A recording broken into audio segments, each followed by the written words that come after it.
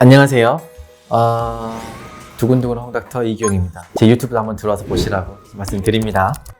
자, 그 대한부정맥학회 2022년도 노학 가이드라인 썸머리를 해드리고 있고, 이제 그 마지막, 대망의 마지막 시간이고, 어찌 보면 또 가장 중요하고 여러 쌤들께 많이 접하는 상황이라고 할 수도 있겠어요. 그래서 각각의 상황에서 노학은 어떻게 써야 되는지 한번 알아보도록 할게요. 어떤 게 스페셜 시츄에이션입니까?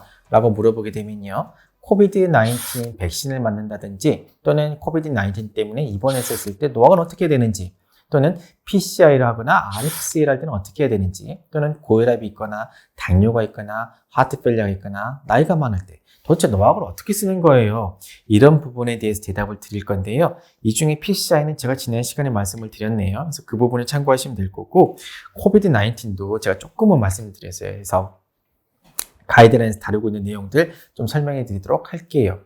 코비드-19에 대해서는요, 이렇게 다루고 있습니다. 봐볼게요. 입원이 필요한 중증 코비드-19 환자한테서도 되도록이면 노학을 유지를 계속 해주는 게 좋다. 노학 끊지 마라고 되어 있거든요. 실제로 저희 병원 중환자실에서 코비드-19으로 감염됐었을 때 저한테 컨설트가 오게 되면 노학 끊지 마세요 라고 얘기를 하고 있습니다. 단 플레이틀렛 카운트가 5만 개 이하로 내려갔을 때는 주의가 필요하거든요. 그래서 그때는 노학 도수를 좀 낮춰봅시다 라고 하지, 제가 끊자고 얘기는 하진 않습니다.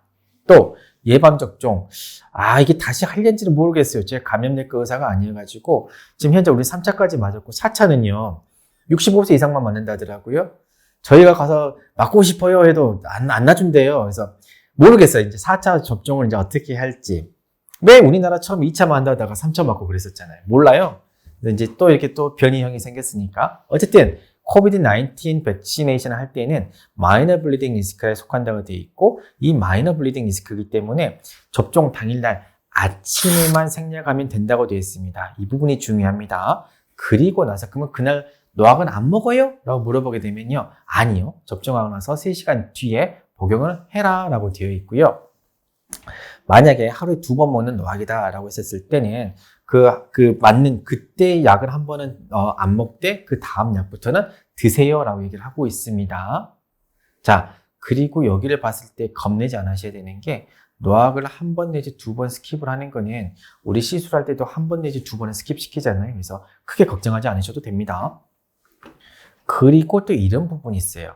노인들한테서는 그럼 약을 뭘 쓸까요? 라고 했었을 때 이런 내용이 들어갔습니다. 이거는 유럽 가이드라인하고 거의 일맥상통하고 있는데, 아펙사반하고 에독사반이 실은 엘더리 파퓰레이션 데이터가 좀 많아요. 그래서 여기서는 출혈이 적기 때문에 노인들한테서는 아펙사반하고 에독사반을 써보는 게 어떻겠니? 라고 얘기를 하고 있는데, 이 얘기를 들으면 이제 나비가출환하고 이제 리바록사반이 많이 소원할 거예요. 이렇게 되어 있는 게 실은 이 두 가지 약제는 후발주자입니다. 전발주자는 나섰던 게 실은 다비가출환하고 이제 리바록사반인데, 다비가출환은 어인 이유에서든지 연구가 그렇게 많이 되진 않았었고요. 우리나라에서도 그래서 조금 다비가출환 처방량이 좀 주춤하고 있는 게 사실이고, 리바록사반은요 실은 여러 가지 질환을 많이 했던 약 중에 하나예요. 그래서 코로나리 아테리 디지즈가 있다든지, 또는 말초혈관 질환이 있다든지, 당뇨병이 있다든지, 주로 이런 쪽을 많이 해가지고, 그래서 그런 쪽엔 데이터가 적어요. 그래서 이걸 보면 좀 억울하긴 할 텐데, 어쨌든 가이드라인은 이렇습니다. 근데 여기서 제가 진짜 말씀드리고 싶은 거는 이거거든요. LDKF 트라이얼이 2020년도 NEJMA가 퍼블리시가 됐습니다. 우리나라 옆 나라, 일본에서 했던 연구거든요. 이 나라에서는요, 뭘 했냐? 에독사반 15ml를 줬습니다. 15ml. 이거는요, 보통 30ml를 쓰는데 15ml를 쓴다고 잘 이해가 안 가시죠? 근데 이 15ml도 써볼 수 있지 않겠냐라는 이런 문구가 포함이 됐거든요. 뭔 얘기요? 보도록 할게요. 옆나라, 일본 나라에서는 이런 스터디를 했습니다. 80세 이상이 되는 노인들한테 에독사반 15ml를 쓸래? 아니면 아무것도 안 줄래? 물론 신망세동 환자입니다. 이거를 비교를 했어요. 우리나라에서는 못합니다. 윤리적으로 연구 윤리에 버긋난다고 되어 있거든요. AF 환자라고 되어 있으면 어쨌든 간에 우리는 약을 줘야만 하거든요. 줘야만 해요. 플라시보 아무것도 안 준다? 말도 안 되죠. 우리나라 통과가 안 될 것 같아요. 그리고 에독사반을 주게 되면요, 30ml를 줘야지 왜 15ml를 줘? 특히나 에독사반은 처음에 이게 하이도스 레지멘, 로우도스 레지멘 해가지고 30에 15 레지멘이 있었는데 이게 스트롱 리스크로 올라간다고 해가지고 미국 FDA에서 인정받지 못했거든요. 근데 용감하게 15ml를 들고 왔어요. 뭐 어떤 백그라운드가 있느냐. 일본에서는요, 용량을 좀 낮게 씁니다. 우리나라보다 용량을 좀 낮게 쓰는 그런 경향이 있는데, 야, 아무것도 안 쓴답니다. 실제로 이 엘더리 파퓰레이션에서는 잘 안 쓰기 때문에 안 쓰는 것보다는 그래도 에독사반 15ml라도 줘보면 어떻겠니? 라는 이런 아이디어에서 출발했던 것 같고, 거기에 그래서 포함됐던 환자군을 보게 되면요, 키드니가 안 좋던지, 이미 블리딩을 경험을 했다든지, 몸무게가 45kg가 못 되는 정말 작으신 분들이라든지, NSAID를 쓰던가 또는 아스피린 같은 거 쓰신 분들이 있으면 블리딩 리스크가 증가하기 때문에 이런 분들한테는 이미 블리딩 리스크가 증가하는 리스크 팩터들이죠. 그래서 15ml를 써보면 어떻겠니? 요거를 했습니다. 근데 그 결과를 봤더니 어찌 보면 너무 당연하지만 에독사반을 줬더니 안 쓰는 것보다 스트로크와 시스템 엠보리즘은 뚝 떨쳤어요. 당연하죠. 에독사반 줬는데.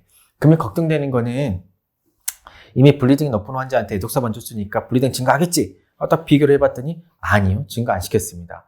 그래프는 증가하는 것처럼 보이지만 통계를 돌려보면 통계적으로 차이가 없습니다.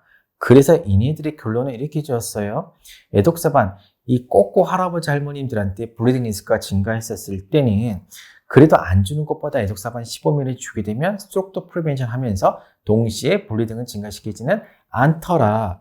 그래서 이 연구 결과가 그때는 우리나라 가이드라인에 들어왔고 그래서 15ml를 써볼 수 있는 근거를 제시를 하고 있습니다. 그래서 우리나라 가이드라인에서도 이렇게 15ml를 줄 수가 있는데 그래서 여기 보면 최소 용량으로 되어 있어요. 헷갈리시면 안 돼요. 이 환자가요 80세 이상이지만 이런 블리딩 리스크가 있으면 나는 무조건 15ml 주냐? 아니요. 그 환자한테 초의 용량은 30ml입니다. 왜냐? 15ml를 주시게 되면 분명히 스트로크 리스크가 증가한다는 걸 알고 계셔야 됩니다. 15ml는요, 치료를 이미 경험을 해서 거의 쓰지 못할 때 아주 제한적으로 쓸 수가 있는 약이 15ml입니다. 제가 뒤에 등려해서 보여드리도록 할게요. 실제 제 환자입니다.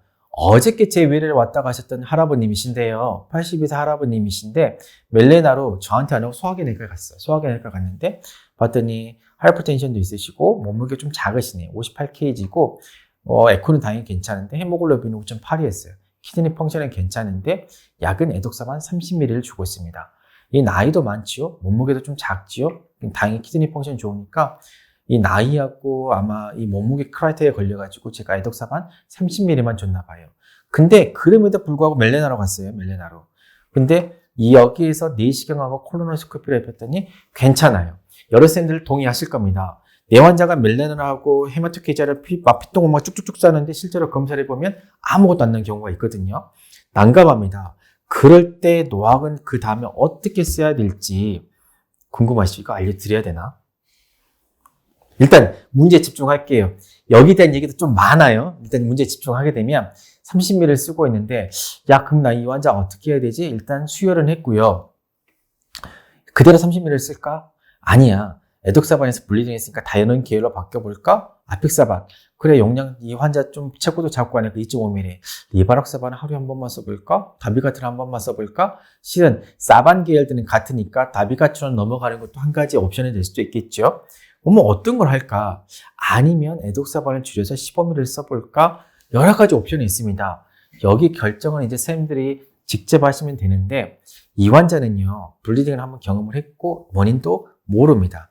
아마 다른 노악을 써도 똑같을 것 같아요. 그래서 80세가 넘은 이런 노인들한테서는 이제 써볼 수 있는 옵션이 바로 에독사반 15ml를 써볼 수 있다.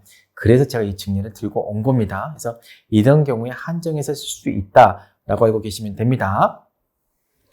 다음 증례 한번 봐볼게요. 78세 할아버님이신데 역시 퍼센트 AF인데 클라우디케이션을 왔어요. 다리를 쩔쩔쩔뚝 하셔요. 봤더니 고혈압 있으시고 혈압은 봤더니 150에 100이랍니다. 나머지 온도는 괜찮고 체온 괜찮고요. 몸무게는 58kg. 봤더니 키드니 펑션이 역시 좀 안 좋네요. 봤더니 혈압과 당뇨가 있어서 그러겠지만 크라치는 1.6으로 올라있고 크라친 클로런스도 45로 좀 떨어져 있네요. ABR을 재봤어요. 당연히 클라우디케이션 있으니까 ABI 재봐야죠. 그랬더니 라이트가 0.6이고 레프트가 0.9입니다. ABI가 뭔가요? 여기까지 이제 설명을 하다 보면 한없어지는데요. 나중에 혹시나 질문을 주시면 제가 설명을 해드릴게요. 어쨌든 1.0보다 떨어지게 되면 이쪽에 말초 혈관에 문제가 있다는 건데 left는 그나마 조금 버텨주는 것 같은데 right가 많이 떨어졌어요. 흔히 ABI가 0.9 또는 0.8보다 떨어지게 되면 이 환자는 이쪽 다리로 가는 혈류가 떨어졌다는 얘기거든요. 자, 이 환자는 혈압 당뇨가 있고 혈압은 150에 100이고 다리는 쩔뚝거린다. 이 환자한테 혈압 치료를 먼저 해줘야겠어요. 혈압 목표를 어느 정도로 하고 싶습니까? 150에 90은 아니겠죠. 한 번도 이렇게 말한 적이 없으니까 140에 90으로 할래, 130에 80으로 할래, 또는 120에 80으로 할래. 또 여기에 대해서 제가 말씀드릴 수가 있는 게 뭐냐면 고혈압학회 가이드라인이 포커스드 업데이트가 나왔습니다. 저는 참고로 고혈압의 전문가는 아니지만 심장을 하고 있기 때문에 관심이 무진장 많고 이 고혈압에 대한 가이드라인 업데이트 된 내용도 알고 있습니다. 근데 오늘은 노악이니까 노악에 포커싱 해볼게요. 그래서 이 환자한테 그럼 얼마나 맞춰야 되는가? 우리나라 가이드라인을 맞추게 되면요. 우리나라 이 KHS 노악 가이드라인에서도 얘기를 하고 있습니다.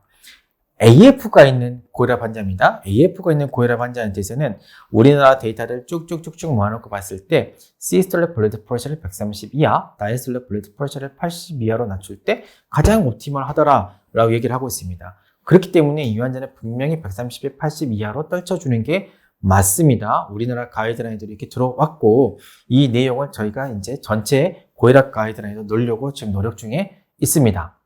좋아요. 그러면 이 환자는 하이퍼텐션이 있으니까 130에 80으로 낮출 거고 당뇨병도 있고 페리페럴 아트리 디지도 있어요. 그러면 이 환자한테 이 많은 노악 중에 도대체 어떤 노악을 써보는 게 가장 좋겠느냐 궁금하시죠?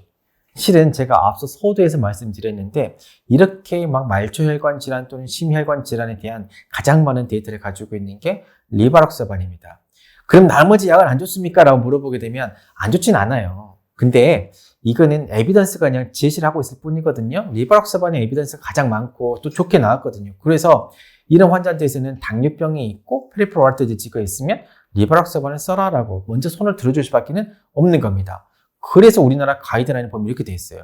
노악이 와파린보다 좋아. 당뇨병 환자에서 이렇게 바스큘러 데이터를 낮춰주는데 그 중에서는 유독 리바록서반이 좀 많이 낮춰줘 라고 했거든요. 그래서 당뇨병이 있다든지 또는 말초혈관 질환이 있으면 그때는 이 리바록서반을 먼저 선택하는 게 좋지 않겠느냐라고 생각해 볼 수가 있겠습니다. 정리할게요. 그래서 2022년도에 들어와서 우리가 스트로크 프리벤션 할 때는요, 이제 노악이 스탠다드 테라피가 됐습니다. 이제 와파린은 쓰는 경우는 좀 드물 거고요. 여러분의 환자가 코비드-19 인펙션이 있다고 하더라도 노악을 쓰는 게 원칙입니다. 그리고요, 이 에독사반 15mg가 80세 이상이 되면서 다른 브리딩 리스크가 있으면 고려해 볼 수가 있을 것이고, 또한 당뇨병이 동반됐거나 말초혈관이 있었을 때는 리바록서반을 한번 생각해 보는 게 어떻겠느냐라고 말씀드릴 수가 있습니다. 자, 지금까지 제가 쭉 우리나라 2022년도에 새로 바뀐 AF 노악 가이드라인에 대해서 설명을 드렸고요. 1편부터 5편까지 5편을 말씀을 드렸습니다. 다시 보시면 어떻게 지금 노악의 흐름이 연구의 흐름이 가고 있고 내가 어떻게 한국에서 써야 되는지 아실 수가 있을 겁니다. 여러 쌤들께 큰 도움이 됐으면 바람으로 이 영상을 마치도록 하겠고요. 꼭 제 두근두근 홍닥터 구독과 좋아요 부탁드립니다. 감사합니다.